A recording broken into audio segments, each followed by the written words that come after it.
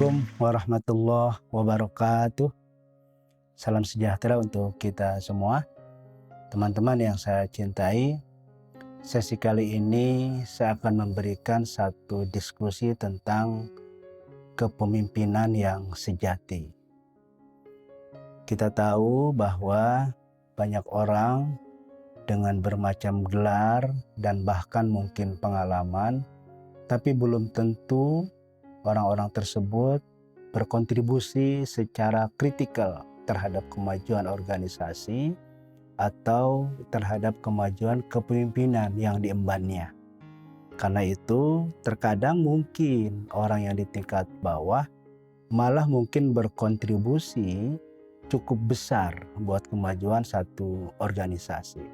Karena itu saya akan mengklasifikasi beberapa jenis kepemimpinan yang sejati. Yang ini saya ambil tentu dari berbagai macam referensi, cerita-cerita pengalaman orang-orang hebat terdahulu, juga berdasarkan inisiatif dan pemikiran-pemikiran sendiri. Di sisi lain saya pernah mengatakan bahwa ada 3 jenis perilaku pemimpin yang sejati. Hari ini saya akan mengembangkannya lebih mendalam. Pertama, yaitu berjalan lebih dulu.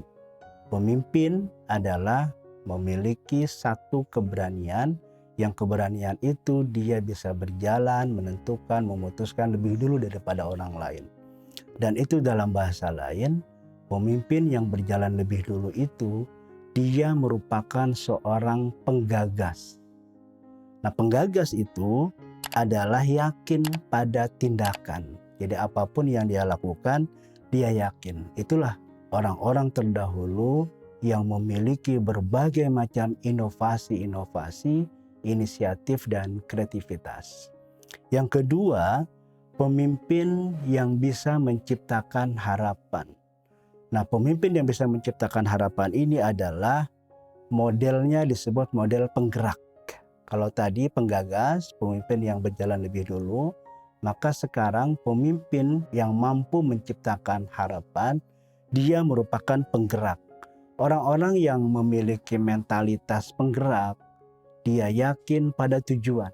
Karena itu tujuan sudah jelas apa yang ingin dicapai, apa yang tidak ingin dicapai, dan seterusnya berkaitan dengan kemajuan organisasi atau beberapa institusi yang kita menjadi pemimpinnya. Yang ketiga, berfokus pada orang. Nah, pemimpin yang berfokus pada orang, dia bisa dikategorikan sebagai seorang pengolah. Apa itu kita sebut pengolah? Karena pengolah itu setelah tadi penggagas, yakin pada tindakan, penggerak, yakin pada tujuan, dan pengolah yakin pada kelompok. Dia yakin pada kelompok karena dia berfokus pada orang-orang. Dan yang terakhir, yang keempat, berkomitmen.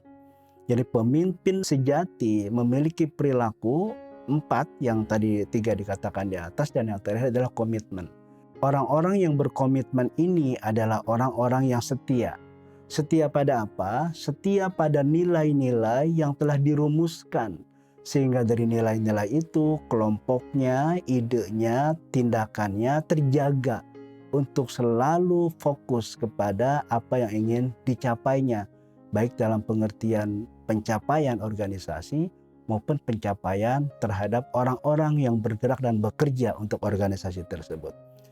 Teman-teman yang saya cintai, kalau tadi kita bicara soal perilaku kepemimpinan sejati, nah sekarang ada juga perilaku kepemimpinan yang sebaliknya, yaitu artinya orang-orang yang sebagai pemimpin yang tidak memiliki perilaku sejati sebagai pemimpin. Apa itu? Pertama, pemimpin juga ada yang berjenis penjilat. Apa itu penjilat? Seorang pemimpin yang penjilat adalah dia akan ketat mengikuti semua rumusan-rumusan resmi dari institusinya. Baik dalam keadaan leluasa, dalam keadaan tidak kepepet, maupun dalam keadaan kepepet atau emergensi. Karena yang ingin dia harapkan adalah adanya perhatian, adanya pengamanan dari atasan atau dari lembaga institusi yang mengangkatnya sebagai pemimpin. Yang kedua adalah pemimpin yang tiran.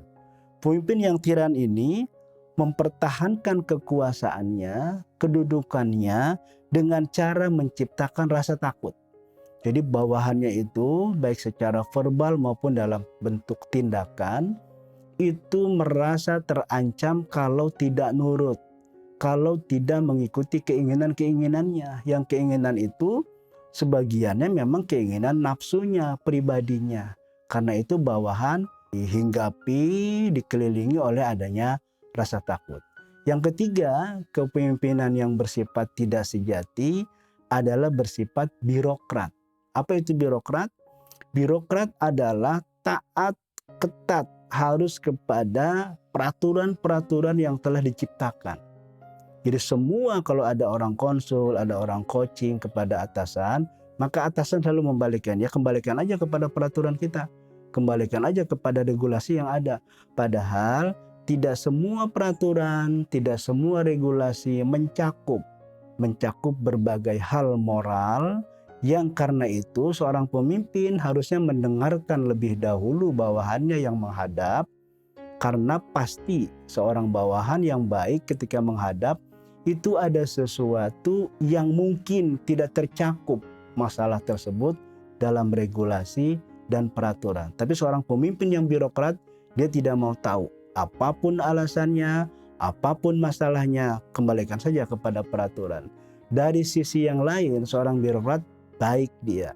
Tapi dari sisi emergensi, dari sisi situasi yang memang cukup kritikal dalam pengertian ada masalah yang cukup berat, membebani suatu perusahaan atau institusi, maka seorang pemimpin yang berjenis birokrat, dia tidak cukup memadai untuk menjadi seorang pemimpin yang sejati.